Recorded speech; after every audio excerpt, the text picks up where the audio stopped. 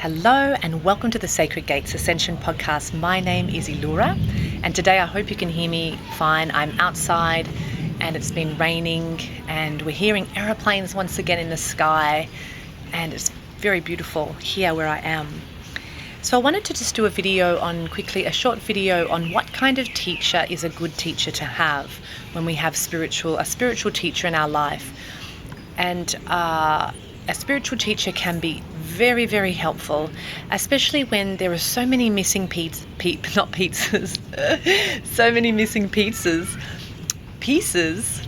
pizza in the spiritual mainstream stream, the river of spiritual mainstream. There's a lot of missing pieces. I must really want pizza. And that can make it very difficult to navigate your way in a way where you're actually building real ability. And if you have a clear goal on what you want, having a teacher who aligns with that goal and is able to help you with a part of your journey, or it helps you get some really big pieces of the puzzle for yourself, it can be very, very helpful. Equally, it can be very, very unhelpful if you end up meeting a teacher and connecting to and spending time and trusting and putting your trust and time and faith into a teacher who is not a real teacher, who is not really wanting to help. And so I just wanted to do a couple of good and bad things to look out for when you're looking for a teacher, so that you can, or if you already have a good teacher, you will know some of these things yourself.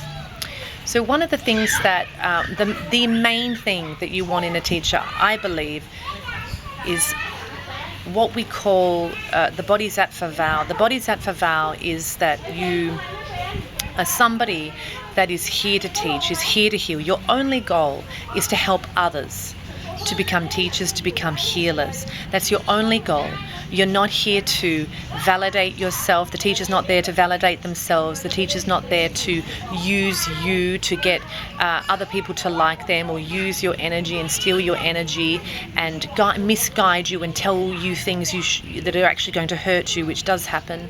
Teachers who are not going to, on purpose misguide you, and anything like this. So a pure teacher is someone who is a bodhisattva, who is genuinely here to really, really teach you and to really genuinely help you. And in doing that, they share with you everything they know in a way that is helpful to you. They may not share everything with you in case you're not ready, and they know you're not ready because they really are observing you, and that is because they really want to help you. I think that is one of the main things you want to look for in a teacher. For when a teacher has those values, those bodhisattva values of really wanting to help you genuinely, then a lot of the other issues are not going to happen that we do find in many of the gurus and things like that today. Another thing, of course, is honesty, that you have a teacher that is honest. Another thing, and you wouldn't think you have to say this, but I think nowadays you do, a teacher who's actually practicing what they are teaching. Many teachers may not be practicing what they are teaching. They may just be practicing and they may just be teaching others how to do what they should be practicing. When you have a teacher who is not practicing what they are teaching, then they are really not on that path. They are not walking truly on the path. They're not on an actual path that they are being evolved by. And instead, that's when corruption starts to crack the values, and you find teachers who are abusing their students in, whether it's sexually or both, emotionally, psychologically, and sexually. There are teachers that become so corrupt that they even end up having sex with children. Just horrific situations like this. And so you want to be very careful who you teach. Often you'll get teachers, sometimes you can get teachers who focus a lot on the tricks that they can do.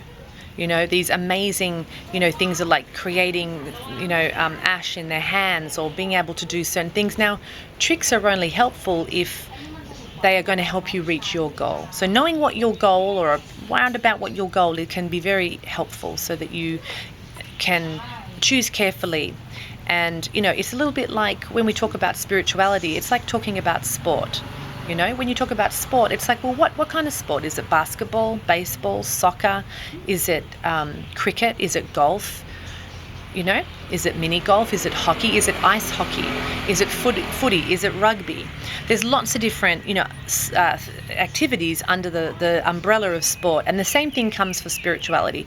Not all paths lead the same directions, and not all teachers of the same lineage will take you in the same direction either. And that's why it's very important to look at the character of the teacher, not just the tricks and things that they can do. So another thing, of course, is values. We're talking about honesty, that your teacher has very, very strong values and that they're good values. Yeah? And they have honesty, that they practice, they're their own, they're a practitioner. They've got to be a practitioner to be of any worth to you. And for them to be honest, and for them to have that bodhisattva vow. These are the main things. The corruption of some of the teachers on the planet today is so disgusting and so horrific, and so many people can be caught in the stream of illusion and get so caught up in the desire for power themselves through their teacher that horrible things can happen and no one says anything. And there's just so much corruption. It's so sad. And we really need pure light workers on the planet today. We need paladins of the light. And the only way we can do that is if we stay true to the path. So whether you are studying, Reiki or yoga or, Qigong, Taishara, whatever it is you're teaching, you want to be a student of that path. If you have a teacher, don't forever stay a student of theirs. A good teacher also is a teacher that doesn't want you to always be their student. They want you to be better than them. That's the bodhisattva vow. They want you to be better than them. They want you to evolve and eventually be greater than them. That is the greatest thing for a teacher, is that you evolve past them, that you evolve. And so, of course, that's a true teacher, right? It makes sense when you think about it. But so many teachers can hold back information, can teach you incorrectly, can hold you back for years and years and years. And there are students that are just trying so hard and working so hard and really not getting anywhere. And they may not even know that they're not getting anywhere. And so it's really important that we look for the transparency in a teacher, that they have that bodhisattva vow and that they're willing to teach you the goods.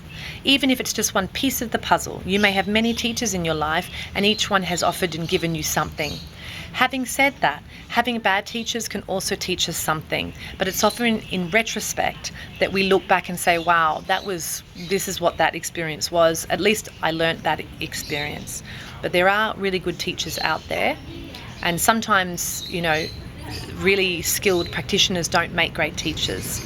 So it's a balance of finding someone that's also able to endure you as a student. And as I said, if they're a good teacher, they won't want you to be a teacher forever.